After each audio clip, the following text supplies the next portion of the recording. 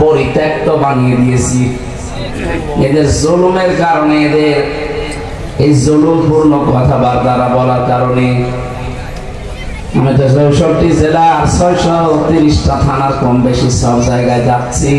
সব জায়গায় জালেমদের বাড়ি ঘর অফিসে একই অবস্থা। আপনাদের এখানে একটু হালকা আছে, এগুলো সব জায়গায় বেশি হয়েছে খুলনা বিভাগে। কারণ শয়তানরা যা করেছিল, মানুষের এত রাগ, সামনে পেরে তো পিটিয়ে মেরে ফেলত, যেহেতু পাইনি বাড়ি ঘরের উপরে রাগ তুলেছে। এখানে খাওয়া কান একেবারে জনশূন্য হয়ে গেছে এখন। অথচ ৫ তারিখের আগে ওই বাড়িতেই ঘটনা পড়ছিল। ওখানে বসে বসে ষড়যন্ত্র করতো, সকালে অমুককে ধরিয়ে দিবি, নিজেই মিথ্যা মামলা দিয়ে মিথ্যা সাক্ষী দিয়ে ২-৫ বছর জেল খাটাবি, নিজেই সব বুদ্ধি দিত। আল্লাহ এজন্য বাড়ি ঘর পর্যন্ত অভিশপ্ত বানিয়ে দিয়েছেন। এখনো শয়তানও ওখানে আর থাকে না। শয়তানও মনে হয় না এখানে থাকলে আমারও ভয় করবে। কারণ খাওয়াতান শব্দের ব্যাখ্যা পেয়েছি আমি। আল্লাহ বলেন উজাড় গৃহ বানিয়ে দে, জনশূন্য মানব শূন্য পরিত্যক্ত বানিয়ে ফেলি। ইতিহাস এখন দেখেন এগুলো সব জাতীয় টয়লেট হয়ে যাচ্ছে। কাবা শরীফ তাওয়াফ করছি, ৬-৭ চক্কর দেওয়ার পর ওই উপরে গেলাম, ওইদিকে যে দিকে আমার পেটে ব্যথা করছে। এক পুলিশকে ডাক দিয়ে বললাম, ইয়া সাদেক এদিকে আসি। এতক্ষণ তো আমার ভালোই লাগছিল, হঠাৎ আমার পেটে ব্যথা করছে, এখানে কোনো ফার্মেসি আছে? আমার জিজ্ঞাসা করছে, ইয়া হাজি ওর হজ্জাত আইলাম জেলা দেখা, হাজি দেশ কোথায়? যেহেতু বাংলাদেশ। ওর ভাষা দিয়ে আমার বলছে, আপনি জানেন না এটা কোন জায়গা? না তো, আবু জাহেলের বাড়ি। আপনি এখনো পায়খানা না করে দাঁড়িয়ে আছেন, তাড়াতাড়ি করে পায়খানা করে দেখি আমার পেটের ব্যথা ভালো করে। আল্লাহ যেন আমাদের দাঁড়াতে চাচ্ছে, হামজা এত টাকা খরচ করে আসলে আরে শয়তানের বাড়ি পায়খানা করে ফিরে যাবে তাড়াতাড়ি।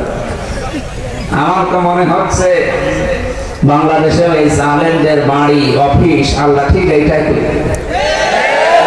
করে দিয়েছে। আপনি দেখেন না এনার বাড়িটা, ভেঙে চুরিয়ে মানুষ এখন পরিত্যক্ত বলে বানিয়ে ফেলেছে। আয়াতের সাথে ১০০ ভাগ মিলে যায়। যদি এতটুকু শেষ হয়ে যেত আয়াতটা আমি বলতাম। এরপরে আমাদের শিক্ষা আছে, আমাদের শিক্ষা আমরা নেব তো। ওদের শিক্ষা তো ওরা পেয়ে গেছে, এখন আমাদের শিক্ষা কি? ইন্না ফি যালিকা লাআয়াতাল লিকাওমিন ইয়ালামুন। লামে তাকিদ। আল্লাহ বলেন আমি গ্যারান্টি দিয়ে বলছি এর ভেতরে শিক্ষা আছে যারা জ্ঞানী তাদের জন্য। যেহেতু আমরা মূর্খ মানুষ না, অজ্ঞ না, জ্ঞান হালকা পাতলা আমাদের আছে, আমাদের শিক্ষা নেওয়া লাগবে। আগামীতে যারা চেয়ারে বসবে এরাও যদি জনগণের উপরে, মানবতার উপরে জুলুম করে, আল্লাহ রাসূলের উপরে জুলুম করে, তাদের বাড়ি ঘর আল্লাহ পরিত্যক্ত করে দেবে। কি বুঝলেন আপনি? বলেন। যারা না বুঝেছে এখনো কিন্তু তারা আন্টি শান্তি চালাচ্ছে, দাঁড়াও একটু বসি, দেখো কি করি, কি করবো।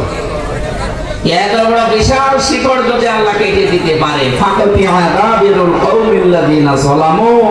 জালেমদের শিকড় কাটা হয়ে গেছে। এই জন্য জালেমদের কথা শুনে উস্কানিতে পা দিয়ে কেউ যেন বিশৃঙ্খলা করবেন না। অনেকে এখনো পর্যন্ত আশায় আছে যে আপা আসবে। কিসের আপা?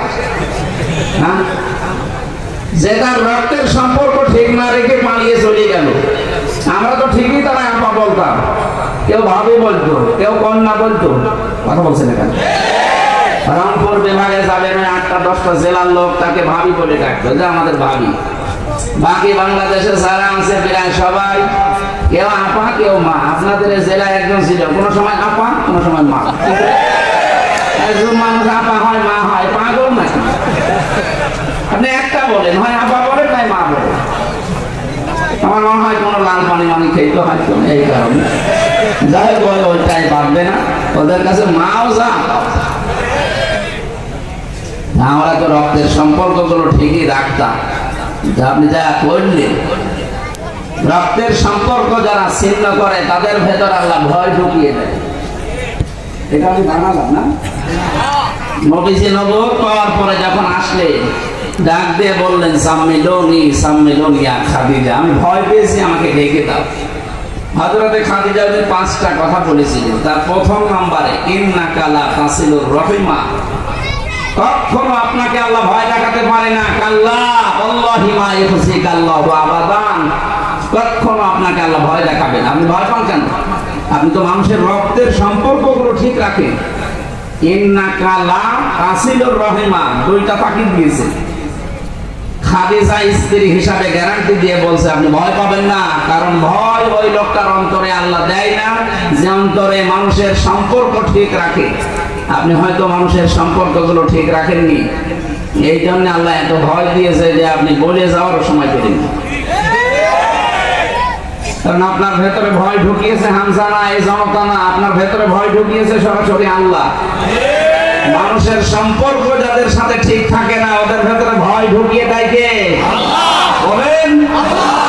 2 নম্বরটা তো আপনার ভেতরে পুরাপুরি আছে, তাহমিলুল কাল্লা, আপনি মানুষের বোঝা বহন করেন, বোঝা হালকা করে দেন, আপনি ভয় পাবেন না। আর আপনি আমাদের আরো বোঝা দিয়ে গেলেন, লক্ষ লক্ষ কোটি কোটি টাকার ঋণ এই দেশে দিয়ে গেলেন। আপনার দলের লোক কেউ কানাডায়, কেউ মালয়েশিয়া, কেউ বেগমপাড়া, কেউ সাহেবপাড়া, এখন সব শয়তানরা ওখানে আছে। আমি কয়েকদিন আগে সিঙ্গাপুর, মালয়েশিয়া এই সমস্ত দেশগুলো ঘুরে আসলাম। যে হোটেল থেকে নামি দেখি একটা শয়তান, কি গো ও আগে পানি, এখন খুব নরম করে সালাম দিয়ে দোয়া চাচ্ছে। কিসের দোয়া? আপনার জন্য দোয়া করলে কবুল হবে? আল্লাহ কি পাগল হয়ে গেছে যে আপনার জন্য দোয়া করবে হামজা আর কবুল হয়ে যাবে? আল্লাহু লা ইয়াহদিল কওমাজ যালিমিন, ইয়াহদি মুসাদি, বর্তমান ভবিষ্যৎ, প্রেজেন্ট ফিউচার, জালেমদেরকে আল্লাহ হেদায়েত দিচ্ছে না, দেবে না। এই জন্য যারা জুলুম করেছে তাদের কপাল শেষ হয়ে গেছে। দুনিয়া